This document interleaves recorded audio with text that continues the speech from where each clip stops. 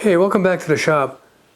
This project falls into that category of, and now for something completely different. My wife is a fiber artist. I am not. She knows all the spinning and weaving and magic stuff. She has acquired two looms. One is very old, one is not so old. One is going to be restored and put on loan to a museum. Well, they'll do demos with it. The other one she's going to keep. We originally were going to fix it and sell it because it's a very valuable loom, but she decided she wanted to keep it because of its capabilities. This is another one of those videos that was shot over multiple months with two different cameras, the old camera and now the new camera. So without further ado, let's look at the story of two looms. We're down in the basement now, and I'm going to show you one of our two new projects, mostly Mara's project, but we have acquired two looms. One is 18th century, one is 20th century. One has an unknown value, the other one is very valuable, and that's the one that's going to get sold. So let's start with the 18th century loom. It's so we turn the camera around, you're going to see what I mean by 18th century and old. So these are the uprights. You can see it's got a lot of patina, a lot of age on it. Come on down here. It did sit in some water. So right here, I've got to scarf a piece of wood there to remove some of the rot. And the same over here, not as bad here. But look at the patina of this. It's been around quite a while, and look at the bird poop. Rat chew up here. Yeah, rat chew up here. I'm supposed to swing the video around. There you go. We got rat chew there. Anyway, so yeah, you've got the two uprights here. You've got the beater here. Back here, you've got the two cross pieces in the back. You've got I think this is the cloth beam here. The warp beam here. The cloth beam is under there somewhere. And over here you've got the seat. This is a ratchet, and the pawl is around here somewhere. The gray thing is the remnants of a warping board, and I'll have to see if that's worth putting back together or not. So yeah, this is probably 18th, early 19th century loom of German heritage, because German looms tend to be the cantilevered type. In America, these were used in Germany and Scandinavia, in Europe. English and Scottish looms and Irish looms tended to be four-post looms instead, which is what you typically see called a barn loom. This is also called a barn loom. It's a bit of a misnomer. They were never really meant to be kept in barns. They were put in barns when they were no longer really needed. Also, you see, that beam that she was talking about just rests here on these two pieces of wood, and if you look at it, the wear, you can see the wear in that. If you look over here, you see the corresponding wear here. It's been around the table a couple of times. All right, so now let's go back to the shop and look at the other project. Okay, so now we're in the garage, and this is the new project, another project. This is a more modern loom, and it's got a lot more parts, and it's a rescue, and we're going to put it all back together, make it all work, and then put it on the market. So Mara can talk more about this, but here's stuff. She's going to get her microphone. All right, so once again, the uprights are over here. You can see they're not as substantial as the ones in the basement, but it is also a cantilevered loom. This loom comes from Finland. It's a varpapuu, and it was probably built in the 1960s or 70s. And it's an 8-harness counter-march loom, which is a somewhat complicated loom. If you look over here, here are some of the parts. These are the lambs, L-A-M-M-S. The treadles are here. It's got 10, which is 8 for the pattern warps and 2 for the, what do you call, tabby. Over here are all the heddles and the countermarch parts. So as you can see, I've got my work cut out for me putting it back together again. Over here are this is the cloth. This is the warp beam, and the cloth beam is somewhere around here. I know I got it, so I'm not worried about that. The buckets here are other miscellaneous parts that go with the loom, and I'm pretty sure it's all there. Oh, the cloth beam is back there. And as with most looms, there's a pile of sticks that goes along with it, for lease sticks and a rattle and various other things. So that is the next project. Also, over here, let me see the microphone. So over here, I don't know if you can see this or not. So, teaser. Here we have a bunch of 1x6x8 pressure treat, stickered and drawing, for an outdoor project that will do a later video on, and you'll see what that's all about. That's about it. We have our work cut out for us, restoring the looms, and wish us luck, folks. Oh yeah, let's show Mara's existing loom and the project that's on it.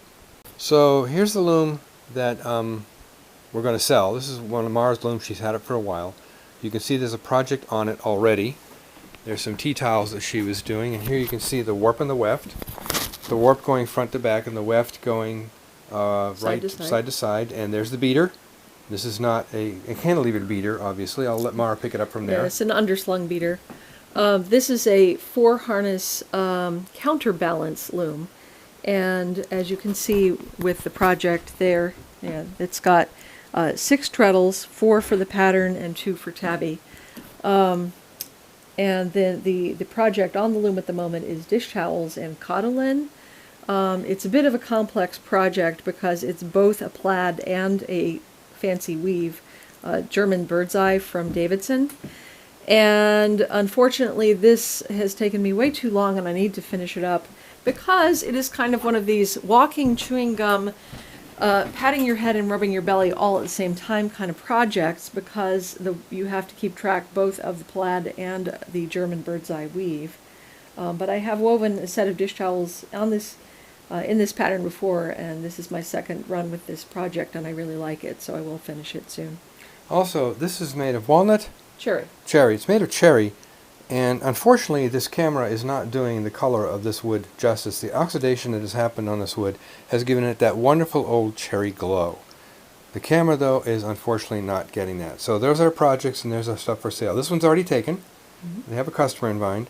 So, spinning wheel. Yeah, Spinning Kevin wheel. built that nice spool rack for me right there, and he also built Let's go look at the bench. this weaving bench in the front of the loom. Take the things off it. Hold on.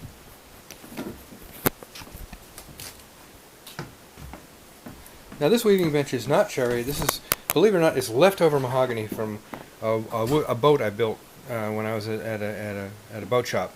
Has some drops. This is mahogany drops, believe it or not. And so I made her this wonderful little bench out of mahogany. It kind of matches the cherry. It's a little brighter, has a little more grain definition. And again, the camera's not doing it very much justice. So I think that's it, and we'll wrap this one up, and the next one will be that teaser I gave you with the pressure treated lumber. So the next day after we shot that footage of the projects, the 2 looms, we brought it down to the basement, both the one from the garage workshop down to the basement, and I had to go out and do some errands in the morning. And so when I came back noonish, this is what we found in the basement, or I found anyway. It is almost completely assembled. This is the antique finish loom, 60s or thereabouts, that all the parts were pretty much there. We had to order some metric hardware. McMaster Carr is your friend. And I have to make a barrel nut that's not available anywhere here. It's a 1 centimeter in diameter, 4 centimeter long by 8 by 1.25 thread barrel nut, and we have one where we need 2. We're missing one, so I bought a 10mm bolt at the big box store, and I'll go ahead and cut that off and drill and tap it. But there it is. She did this in pretty much the afternoon after I left to go do my errands and stuff. So that loom's assembled pretty much, and we found just about everything is there. So it looks pretty good, and now onward to finish this one, get it working, and this seems to be a new set of plans for both of these looms. More to follow. The new plan that we have for the looms is Mara's going to keep the Verpapu, the nice modern finish loom. It's almost completely together. We have got a few other things we have to make for it, and that'll be usable. The antique loom, as you can see, is now assembled behind us. We got all the parts together. Unfortunately, we found the evidence of powder post beetles in a couple of spots. So it went out to the yard, onto the patio, sprayed it down with the killer stuff, and then let it dry and brought it back down here and assembled it. And so now... This is why it's got all the white stuff the on white it. crap I need to all wash over that it. off. So Mara's going to go through some of the processes we need to do to make it functional so we can go to the museum in Pennsylvania for them to use as a working loom. So the keys that hold this together, it's a post and beam type construction. It needs keys to hold it together, and those are all missing. So that's job number one. Job number two is leveling it. Actually, leveling it is job number one, then the keys are job number two. Yeah. But, you know, we'll get there. We have a plan for that. It sat on a wet or damp barn floor for a long time, and there's some rot, and we are going to address that. We showed you the rot in the earlier part of this video, and it's not horrible, but it just ate enough of the wood away in one corner. It's not quite level, and it really needs to be level to work. Yep. Number three is it needs treadles, because all of the treadles are missing. We have some ash in the shop that was originally destined for tent poles, but we don't need the tent poles anymore, so it's going to be repurposed for treadles, which is good because ash is flexible and strong. And also, it'd be great for the keys to hold this thing together. And other small parts we need to make, and it's robust and it'll last a long time. The tough part is kind of making it look close to this in patina. Yep. We're probably going to use iron acetate. Yeah, something like that. One of the... Age it artificially. Yeah, age it artificially using the chemicals we throw together in the shop. And then after that, I need to do troubleshooting and figure out, make some make heddles, make the other parts for the actual warp process, and get it warped up and see where the errors are. You know, is it still out of level? Is it still a little racked? What needs adjusting? Just kind of fine-tuning and troubleshooting to make sure that everything works. It's kind of like when you get an old mechanical project and you get in so far and you find something, you go over here and you find something more, and you get over here and you find something more, and you're constantly digging and fixing. This is what we're going to be involved in here. A lot of troubleshooting. A lot of troubleshooting. Anyway, that being said, we are going to get on with this project and some others. And until next time, do some great things with wood.